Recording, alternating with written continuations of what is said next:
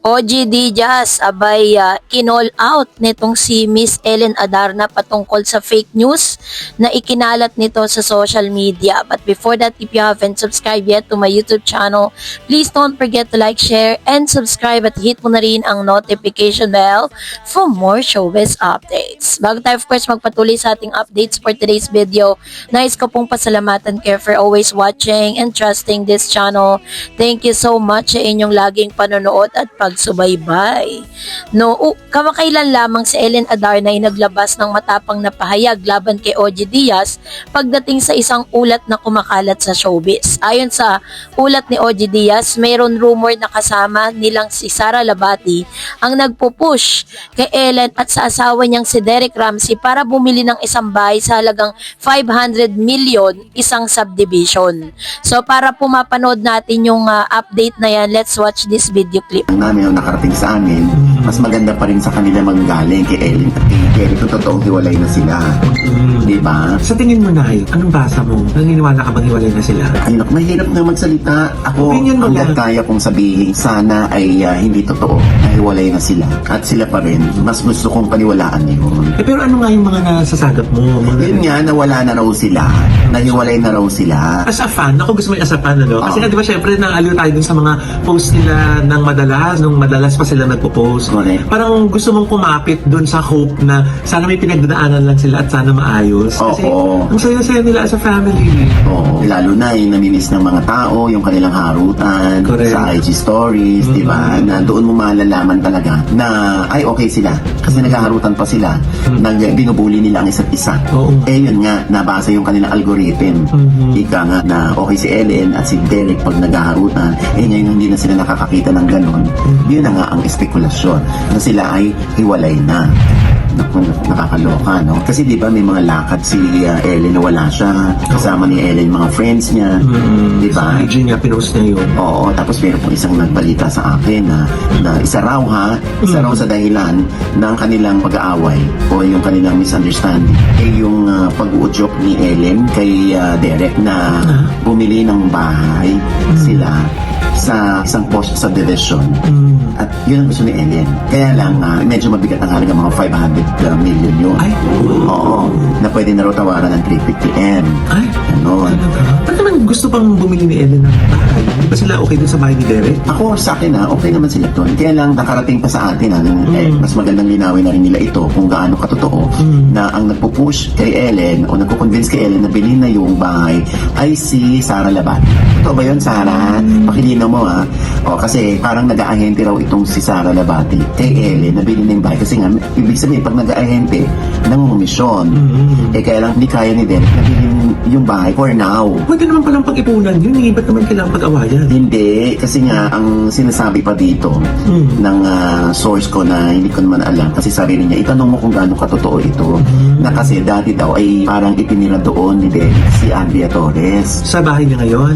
Oo, parang ayaw daw ni Ellen na may memories ang ex ni Derek doon. Eh, ilang taon na sila nakatira doon? May issue pa ba yun, Nay? Kaya nga sabi ko sa source ko, ikaw naman, baka naman hindi naman ganun ka-OA si Ellen na Tsaka, iba naman yun, tsaka siya na nga ang current. asawa na siya, no? Mrs. Oo. Ramsey na siya. Oo. Sabi nga ng source ko, itanong mo na din. Sabi ko, syempre, nakakaya. Ayon sa ulat ni OG Diaz, mayroong rumor na kasama nilang si Sara Labati na nagpupush kay Ellen at sa asawa niyang si Derek Ramsey para bumili ng isang bahay sa halagang 500 million sa isang subdivision. Kabilang sa argumento na ang dahilan ng nag-uusbong na problema sa kanilang relasyon ay daw ang real estate deal na ito. Ngunit si Ellen ay agad-agad na nag-post sa kanyang Instagram story ng screenshot sa kanyang pag-uusap kay Sara kung saan malinaw na wala anumang nasabing house agent role si Sara. Sa kanyang post, isinulat ni Ellen, Mama Ogs, please verify your sources. Sara and I are just laughing about this. Laro ka, at dagdag niya, if I wanted to buy a house so bad, bilhin ko myself. And hindi house agent si Sara, wala sa skills set niya yan. Ano na, grabe ang remix ng story sa kakaloka, sabi niya. Dagdag pa rito, nais niyang linawin na hindi daw talaga sangkot si Sara sa anumang sales role sa kanila at lumalabas na ang buong usapan ay haka-haka lamang na lumaki. Sa mundo ng showbiz, ang anumang rumor gaya ng pagkakaugnay ng isang kilalang personalidad sa isang malaking property deal ay mabilis na lumalaganap. Ang pagiging public figure ay nagdadala ng responsibilidad para sa pagbibigay linaw. Ang payag ni Ellen ay isang halimbawa sa pagharap sa maling impormasyon sa pamamagitan ng sariling boses at social media. Napakita rin dito ng tensyon sa pagitan ng mga celebrity columnists at mga inulat na bituin na kung minsan ay may mga balitang lumalabas na hindi nasusuri ng husto. Para sa publiko at mga fan, ito'y nagiging paalala na hindi lahat ng naglalabasan o nababasang balita ay may sapat na batayan. So, sinasabi dito ni Miss Ellen Adarna na hindi lahat ng inilalabas ni Mr. OG Diaz sa kanya pong channel ay talagang masasabi nating totoo. Kaya po talagang to the rescue itong si Miss Ellen Adarna to verify the truth. Pinapasinungalingan niya at dinidebunk niya yung mga news na inilabas ni Mr. OG Diaz galing sa kanyang source na kaya daw naghiwalay itong si Ellen at saka si Mr. Derek Ramsey dahil meron nga daw bahay na gustong bilhin si Ellen na nagkakahalaga ng 500 million na makukuha na lang nito sa presyong 300 million. No, na agad naman pong inalmahan ni Ellen. Sinabi niya na kung bibili siya ng ganitong property, hindi niya ito ipabibili kay Derek dahil siya mismo kaya niyang bilhin sa halagang 500 milyon. Alam naman natin kung ano po yung background ni Ellen Adarna. Isa siya sa pinakamayaman sa kanilang probinsya dahil siya po ang nagmamay-ari ng isa sa pinakamalaking hotel sa kanya pong province na pinagmulan. Kaya masasabi mo talaga na si Ellen po kaya niya, no? Kaya nga talagang ang malakas din ng loob ni Ellen na kahit wala siyang support or galing na suporta galing sa mga anak niya, ama ng anak niya, masasabi mong kaya niyang buhayin mag-isa ang kanyang mga anak.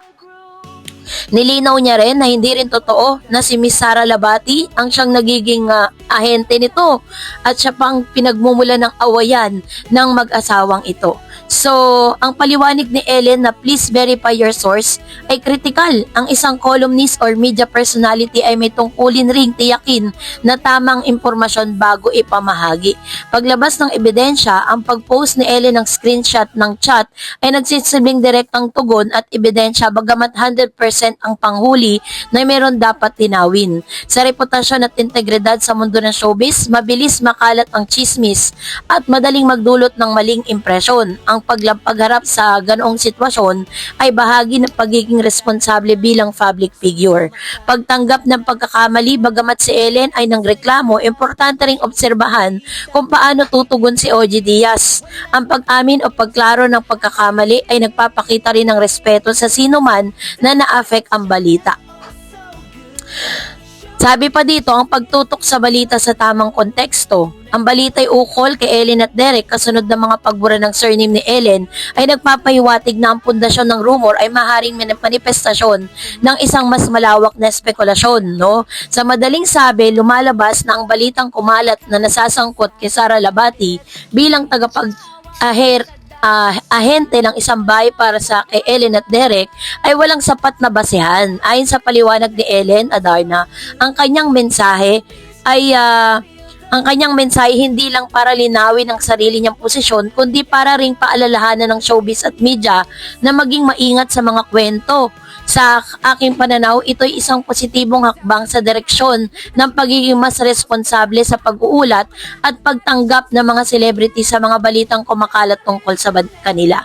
Kung gusto mo, ay narito naman, no, kumbaga parang mag-investigate muna tayo bago tayo magpapapaniwala sa mga fake news. So, hindi man direktang sinabi ni Ellen ang tunay na dahilan ng kanilang hiwalayan, pero pinabulaanan niya ang tungkol sa fake news na ikinalat ni Mr. OG Diaz.